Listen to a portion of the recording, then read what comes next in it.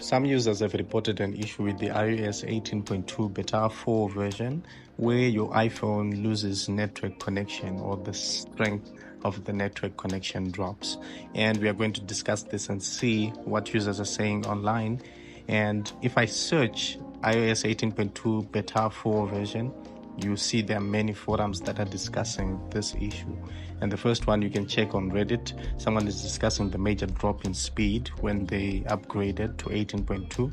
And some are actually confirming this, saying Apple needs to come with a patch or something. Some actually admit that they are waiting for the next beta version. So they're just kind of going with the flow right now and waiting with the next version.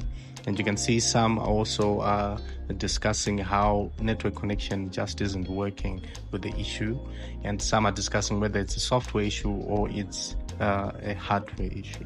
Even on the Apple forums page, you can see there are so many discussions on this, and someone is saying, I installed beta 4 version today and my phone loses connection all the time, and they're unable to make calls or do all those things.